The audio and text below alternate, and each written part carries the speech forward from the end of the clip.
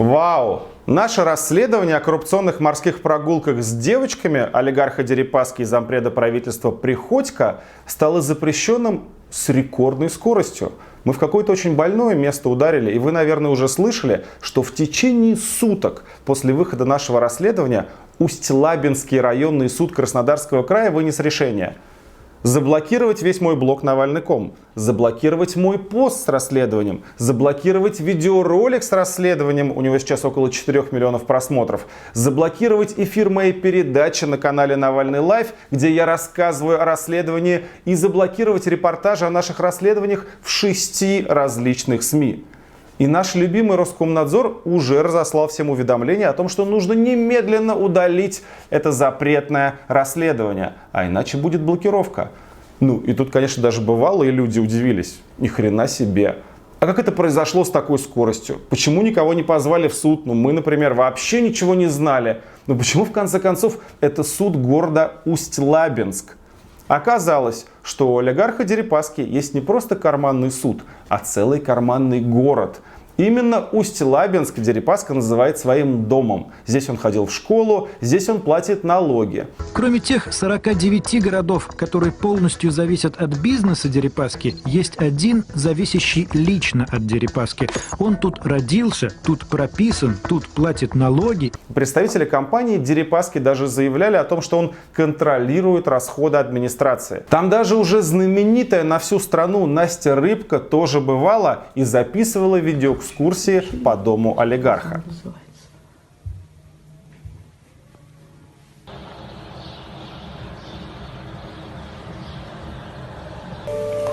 Считаешь, дыхание останавливаешь мысли, хотя бы немного, представляешь, как это свет на тебя целится. Руки опусти ниже плеч, чтобы циркуляция крови была правильной. Неудивительно, что именно в этом очень дружелюбном городе Дерипаска и пошел в суд. Его дело ведет лично председатель суда. И операция придумана просто фантастическая. Первое. Приходько, главный фигурант расследования, чиновник, получавший взятку, он вообще быстро спрятался под корягу, заявив, конечно, что разобрался бы со мной по-мужски, но не будет. Второе. Дерипаска подает в суд, но не на меня, а на Настю Рыбку за вмешательство в частную жизнь. Тем самым он, кстати, подтверждает все факты из нашего расследования, ведь он не говорит «это клевета», он говорит «я запрещаю это показывать». Третье. Продажные шкуры из Усть-Лабинского суда, но я никакими другими словами этих жуликов назвать не могу, выносят определение об обеспечительных мерах по иску Дерипаски, а именно все заблокировать, все запретить. Четвертое. Роскомнадзор мгновенно говорит с удовольствием и рассылает уведомления о блокировках. Ну и наконец, мой юрист сегодня в 9 утра приезжает в суд Усть-Лабинска с доверенностью и говорит: ну, вы тут решили заблокировать все ресурсы Навального, я приехал от него, дайте мне ознакомиться с документами. На что председатель суда ему отвечает: ничего не дадим. Какой Навальный? Он не является участником дела, но Навального-то в суд никто не подавал, поэтому ни Навальный, ни его представитель никаких документов не получат. Сегодня я приехал в суд. Я, исполняющий обязанности председателя суда, сказал, что дело нам не выдаст, потому что Навальный не сторона, и поэтому дело оно вообще еще не рассмотрено, только на 1 марта заседание назначено, то есть никакого решения еще, естественно, быть не могло, но могло быть теоретически определение, но никакого определения нам не показали. Вот такое у нас правосудие, вот такая у нас страна.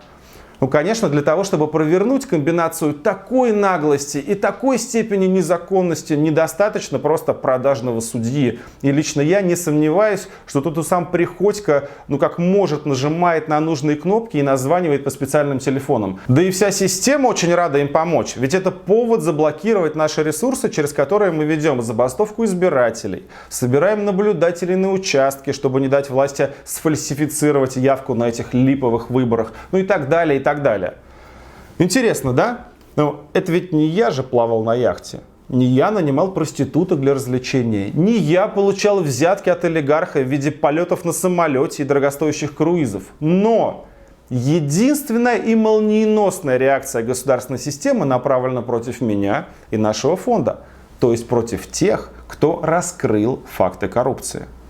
Что мы должны сделать в ответ? Очевидно. Приходько и Дерипаска хотят, чтобы как можно меньше людей посмотрели расследование. Значит, мы должны сделать все, чтобы его увидели миллионы. Сделайте это вашим личным ответом обнаглевшему, взорвавшемуся жулью. Возьмите ролик с расследованием и отправьте его всем. Вот вообще всем. И повесьте его везде, где можете. Это война нашего распространения против их блокирования. И мы в ней должны победить. Подписывайтесь на наш канал. Здесь говорят правду.